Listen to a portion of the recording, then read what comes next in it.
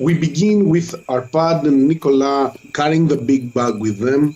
It's almost afternoon now. As you reach the middle of the village, you see that Fristos and Vinif are moving towards a house closer to where you stand now. Outside of the house, you can see a lady with a wicker basket. She seems to be gathering some herbs from her garden. This woman is about 10 to 15 meters away from you. Fristos and Vinif are double that distance. I want to build tent there. Give me a crafting roll. There you go, a 21. So nothing to worry about there, Dr. Fristos. You start unpacking and put the pieces together, and since you are the expert tent builder, in a matter of 10 to 15 minutes, you have built the most excellent medical tent you've seen yet. I stand next to my work. I beam with pride. It will never cease to amaze me how your kind has such talent for building and creating with their own hands. It just comes natural. On that regard, since you're handy with tools, I couldn't help but notice that while there's definitely some natural talent to the way you use your axe, maybe I could help you improve. We give Nicola a puzzling look. Well, you see, when we faced the dangerous beast the other day in the forest, while your tactical approach was excellent, how shall I put it? The execution of your attack could be improved. I fold my arms and say, how would I improve it then? You see, while I'm definitely the less skilled artisan in our company, and that goes without question, if only because of my species, I have been trained since childhood in the handling of weapons. You are very skillful in, well, tent building, for one, and pathfinding, and Fristos is extremely able in patching our wounds and foraging, so maybe I could contribute in my own way. You mean to spar with me, Sir Knight? We could say it's just offering a few suggestions. Very well then. Perfect, and thank you for giving me the opportunity to prove myself useful. Fristos, as you walk side by side with Vinif, the Witcher bumps you at the shoulder and makes a nod with his eyes for you to take a look at your two companions erecting the tent. I wave back, as the companion who built the tent. Yeah, perhaps the Witcher needs some glasses, I don't know. I mean, they're not known for their good sight. Yeah. I wave and approach slowly and exclaim, "Oh, I see you have become truly handy in erecting tents, my friend." I was always handy. Remember that first tent? I stare at the gnome. The first wasn't ideal, but you have certainly made progress. Is there a chance Nicolas knows that gnomes are known for their You're talking about gnomish engineering. gnomes engineering and dwarven craftsmanship, and the distinction between the two? Why don't you roll education for it? It's a 17. Your life has taken you to the east. Your last mentor has told you about the people living in the TitS mountains. You certainly know about gnomes and how clever and crafty they are, how good they are with inventions and innovations. And you have certainly heard about gnomes and dwarves getting along, living together under the Mahakam Mountains. Can I attribute those exchanges, those constant jabs, in something more than friendly banter? As a racial competition between friends, you might say. Yeah, something like that. Of course you can, yes. Okay. So do you want to say anything to them while they are bickering? No, I'm not butting in. I look towards Nicolas as I see that he is pondering, and I say, "Hello, my friend. I see you are thinking about something." Hello there. I was just offering my help to our friend Arpad. Well, not in tent building, because he doesn't need any, evidently. I was just offering an opportunity to discuss combat tactics and maneuvers. Oh, I'm Americ. I admit I'm not skilled in fight that much. Even at your young age as a knight, I have seen you killing, and also I wasn't there, but I know that you have managed to kill a bear. You are a capable young fighter indeed. Your words honor me, my friend. I better hope I'm good at it. If I'm not much use for the lady. I am sure that the Lady of the Lake will notice you one time, but I think we have business to do before we can relax ourselves with a friendly chat. Indeed. I assume Zbigniew didn't cause any trouble. Yeah, not a hassle. It's fine. Yeah, Easy peasy. nothing happened at all. We just got the bag and we came out. Huh? I don't roll. I decide that Fristos believes them because he is utterly convinced that Zbigniew is a harmless being who is obviously very gentle snake and listens to commands. Excellent. Zbigniew is a good boy who would never cause any trouble. Absolutely not. Indeed. My expertise wasn't very helpful in determining what is occurring in Jules' case, but we must be of a good mind. Let's gather the kids together in the tent. As I'm saying that, I take a look left and right to check if there are anyone that could listen to us. So as you take a look around, you can see the same woman gathering herbs and placing them in her wicker basket. Now that you've come closer, you can certainly identify that she is of elven descent. I assume that she might be Vrachen's sister. Yes, Brigge. I lean towards Nicolas and Arpad quietly to ensure that the villagers don't hear us, and say, there are things going on in this village that we might need to learn before we can fully understand the causes of the curse that has affected Jersey. Well, my friend, while I wholeheartedly agree with your assessment about us not knowing enough, I wouldn't be so fast to judge Matos. We spoke with his wife. I'm not so sure that the rumors that have spread about him are true. The huntsman and his wife, they seem to be repeating the same rumors, but we have yet to find one eyewitness to Matos's bad behavior. I think we should continue by confronting the man who seems to have had a pre-existing animosity, and that's Shillard, his sister's husband. Yes, that's a good idea as well. Do you think it's worth asking Brigge first? As we have to gather the child in the tent, we have to talk with her anyways. I will definitely not stop you. So you said you want to move all the children here already, but do we have permission to move the child Yells here? Yes, we can take him here any moment. Shall we go fetch him then? You have a knack for splitting the party, I don't know why. Alright, in that case, alright, I look towards Nicola and say, before we continue gathering more patients, shall we go fetch Jules and place him in the tent and ask if we can put Rutger there too? Let us do it. Alright, Fristos, you lead on. So let me get this straight. You return back to Vrachen to take Jules with you. And we take the entire party, so there's no splitting. Nicola, are you okay with that?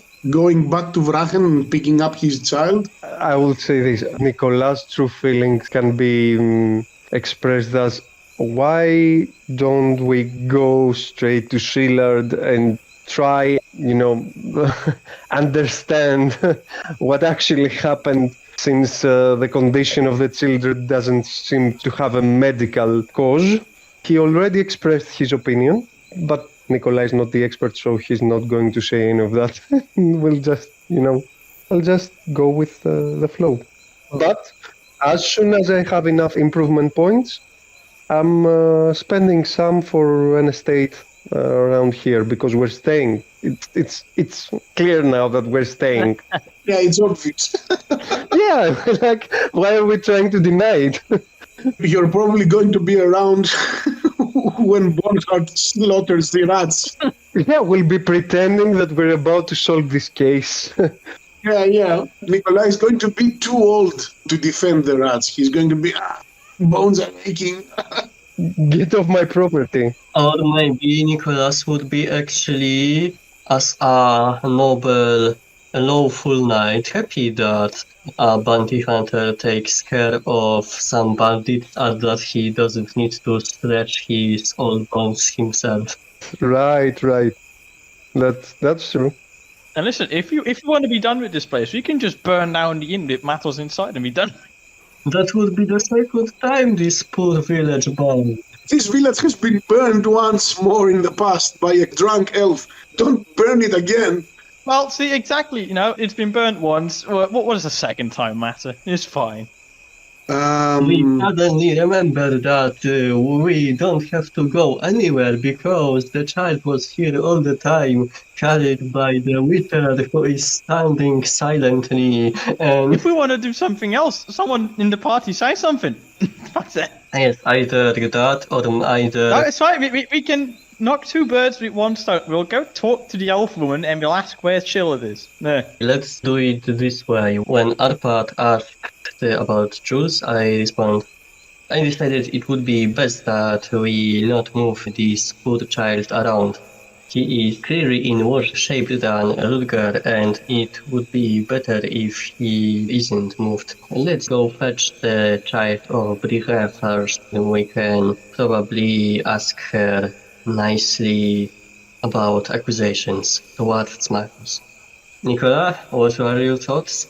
My instinct says that we should confront this man Shillard and his wife Becca. If they are the source of the rumors, I have a feeling that they turned the whole village against Matos. And maybe this is what led Matos to such anger. I don't know how these things work. Or maybe I'm too gullible and I don't want to believe that the innkeeper is a bad person. Maybe he is. I don't know. Are we going then? If you approach the elven lady, you can see her back. She doesn't notice as she's leaning to gather more herbs from her garden, which by any standards is pretty rich. You don't see just flowers there. Vinif scratches his chin. He seems to recognize some of the exquisite herbs growing at her garden. Probably Fristos as well. Yes, Fristos can recognize these herbs as well. Oh, that's a nice white myrtle you grow here. She turns around with a smile. Thank you, kind sir. Gentlemen, welcome to my humble garden. May I interest you in some herbs? Are you in need of anything? We may actually need some herbs later, but let's begin with the basics. My name is Fristos. I'm a doctor, and together with my friends, I am investigating the causes of the children in this village falling ill. I have heard that your daughter is affected as well. At the sound of the word doctor, she opens her eyes widely, takes a deep breath and says, My Bula. She has been sick for almost 3 weeks now. After her cousin, my brother's son, Jules, fell ill. I have tried everything. She doesn't want to eat anything. I've boiled any herbs you can fathom. She doesn't want to taste them. Luckily, she at least drinks some water, but that's it. I'm so afraid that I will lose her. She looks at every one of you in turn and stops at the Witcher. She lowers her gaze, turns back to you, Fristos. Have you seen any of the other children? Yes, I have seen Jules and Rutger already. It is indeed a very challenging problem. Out of curiosity, do you as an elf know any tales about curses and magical illnesses? Roll charisma for that. 17? She's got a 15. So she moves her head to the side, then lowers her gaze and says, You probably know more than I could tell, Doctor. I have to admit that these incidents haven't occurred until the day our husbands went to the inn. My own brother, Vrahen, acted recklessly. It was since that his son, and then my daughter, and later every other child in the village fell sick. Every other child except the innkeepers. Gulue is a lovely child, but being the only one not sick has made everybody believe that Matos has indeed cursed our families. She obviously isn't accusing Matos, she is like on his side. I can tell that from your voice, but I want to know if I have to roll human perception to know that. A human perception or a deduction roll could help you with that. Go with human perception. 18. You can definitely understand that she doesn't have any grudge on Matos. You can see that she's not angry, and she probably doesn't believe that if there is a curse going on, it's Matos' fault. We know that she isn't perceiving him as an abuser of her. You know that. Yeah. She is yet the only one to not talk badly about Gulue. On the asking for rolls, I'm gonna roll for awareness. Not human perception? No. Do we see anything else in the village happening? Is there anyone else out and about? Anyone peeking from behind a window or something? An 18. That was a very good call. Arpad takes a moment to look around, and a familiar face on the window of Klopp's house. None other than Aniet, who just moved out of sight. I prod Nicola with my elbow and say, "We're being watched." We shouldn't waste time. Fair lady, my name is Nicolas. I am a knight, and these are Arpad and the Witcher Vinif. With the good doctor here, we are trying to help your village and its people, because it seems that you've been facing various challenges recently. Since the health and the very lives of your children seem to be in danger, I will be frank. It seems that the whole ordeal started because of you. She nervously shakes her head and says, "Because of me?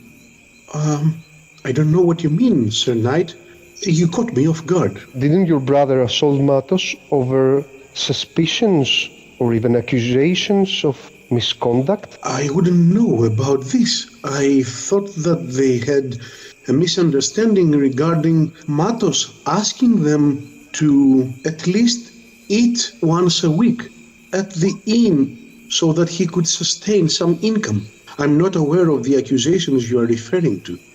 That's a human perception roll to see if she's truthful. You've got an 18. Ooh, Nicolas has a 29. Both of you are absolutely certain that she's quite sincere. If I look back towards the window of Klopp's house, will I see Aniet? I imagine you want to do this. Yeah, like stealthily, kind of. Okay, go with stealth. I am invisible. Your 21 beats her 19. Barely, jeez. Essin, would you ask for a deceit roll? Yeah, I want to like sneakily look at the window where someone could potentially be looking out of. As if you're trying to, fake that you're looking at some place else. Now that I come to think of it, I think it's a deceit roll rather than stealth. Yeah, probably. Ooh, she fumbled. Yes! You got a 19 and she got a 5. She falls out of the window. Arpad moves behind Nicolas. He takes a quick glance at the window and sees the same pair of eyes, Aniet's eyes, looking towards you. She is also quite clumsy at doing so, that in order for her to not miss anything, she presses the window a bit so that she could also listen to what you are saying. I lean back behind Nicola and I quietly whisper to him, Aniet is watching from a window. I see. Fair lady, you're evidently unaware of rumors and events that have taken place in a very small village with a very small population. She crosses her arms while holding the basket and says, "I know what life I'm leading, Sir Knight. I know that I am a stranger among Duans. Although I may be married to one of them, that doesn't mean I'm widely accepted. Although they may come to me for herbs when they have stomach aches or other illnesses, this doesn't mean that I am considered equal to them. Interesting. I wasn't trying to accuse you of anything, but what you're saying explains so many things. These people that do not treat you as an equal are claiming that they defended your honor against the innkeeper. She smiles, frowns a bit and says, "What has the innkeeper ever done to me? Yes, he buys some herbs. His wonderful wife also comes over. I provide her with spices for her meals. But apart from that, I consider that we have a nice relationship. And if I may be so bold, it's not that I am harassed by anyone here, but if there is anyone defending my honor, wouldn't that be my husband? Unless he also is lying to me as well." Before anyone else can answer, Arpad is like, "Tell me, what spices would you recommend with bear meat?" My look is full of daggers towards Arpad. This can wait, my friend. I disagree. I've already been deprived of my bear meat once. I want a decent experience when I get my chance to. I am pretty certain that Zerka would know that. But some thyme, oregano, that would do. That would do nicely. Arpad nods intently. I hide my face in my palms, I rub my eyes, and I go, "My lady, I am a knight. Captain Picard. I can't offer you anything more than my protection. Would you testify if called upon and repeat the truth in front of your husband, in front of your brother, in front of everyone, and claim that your brother assaulting the innkeeper was not a justified act, even if the wealthiest man, Shillard, would be very interested in ensuring that you would hide that fact?" Sir Knight, if my brother assaulted Matos because of accusations that Matos has harassed me, then I will personally slap my brother on the face in front of the whole village. I can guarantee you that. But if he did that because he was misled by rumors and lies, then I think he is not to blame. Wouldn't you say? This is fair. Let it be known, and I raise my voice for anyone that may be listening to the conversation, that this fair lady can call upon me at any time to defend her honor, because she has already proven her honor in front of me. She bows her head and whispers, "Thank you, Sir Knight." No, it is we that we should thank you. Not many people would go against familial bond if called to tell the truth. And I see now, not only the innocent children of this village have been wronged, but you as well. Now that you mentioned, perhaps the doctor would like to take a look at my daughter? Of course. Lead me in. Please follow me. And she opens what seems to be the back door of her house. She enters first and keeps the door open for you to come in. And as you do step inside, she calls to her husband, "Wolf, we have some important guests. I would like you to meet the Dr. Fristos and the rest of his company." Wolf, who was sitting on a chair, stands up and looks at all of you. He's a young human around his late 30s, dark of skin. He has some pretty prevalent sideburns, dark eyes, and his hair are medium cut. Comes close to you and says, "Welcome to our homestead. Please have a seat. To what do we owe the honor?" We were visiting the village and we learned that the children here are falling at a mysterious illness. We have heard that your daughter is one of them. Do we have your permission to examine your daughter? She's lying on her bed. That's what she does almost all day long. I bet my wife told you that she hasn't eaten for almost 3 weeks now. Okay, I roll for...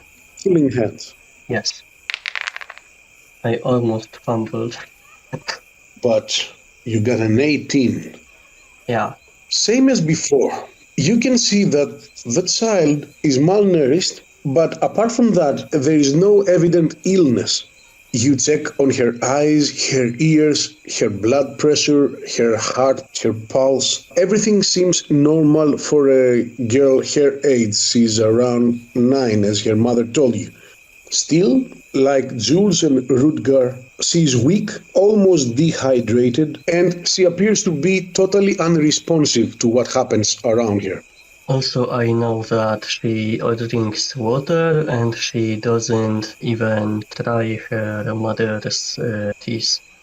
Brigge comes closer and says, "Doctor, can you understand anything?" So I look in her eyes and ask softly, when was the last time your daughter has drunk water? I think it's 2 days ago. Is she in danger? She is dehydrated, which means her organism needs more water, definitely. We didn't want to force her. The last couple of days she seems more fragile and weak, so we thought that eventually she would grow thirsty and ask for water herself. I know now that we have been mistaken. As far as I can tell, other children have refused to eat as well, but at least they drink water. By the way, we have set a tent, a medical tent, just outside your home. Would you mind if we took your daughter so that she can be cared for along with other children of the village? I will bring her myself, Doctor. He moves to take his child in his arm, and as it is wrapped with blankets, carry it over with him. So while he steps outside, Brigge turns to Nicolas and says, "Please, Sir Knight, please, you need to do something about it. If those lies and rumors have brought this thing upon us, you need to save our children." You have my word. As Wolf goes with his daughter towards the tent, I look at Arpad and Nicola and say, from what we have heard, we have a pretty good idea about Shillard. We may pay him a visit next. Arpad nods. I think we should definitely make Shillard our next stop. Yes, well, maybe Vinif has already come to a conclusion about the nature of the curse and the way to solve it. But regardless of the curse, Shillard spreading false rumors and accusing Matos is a crime and a dishonest act, and we would have to resolve the matter either way. Terbier, I know you are skilled and have expertise in herbs. Would you mind if I asked you to be my assistant in caring for the children in the medical tent? I would be more than happy to do so, Doctor. Could you also point us towards the direction of Shillard? Shillard and Becca's house is at the opposite side of the street. It's the biggest of the village, and you can definitely figure it out because of the mill at the side. Arpad nods. Does this Shillard live alone with his family? His parents live with them as well. No paid help? She smiles and says, "I think he would very much love to have servants, but he doesn't." Thank you. Until we meet again, my lady.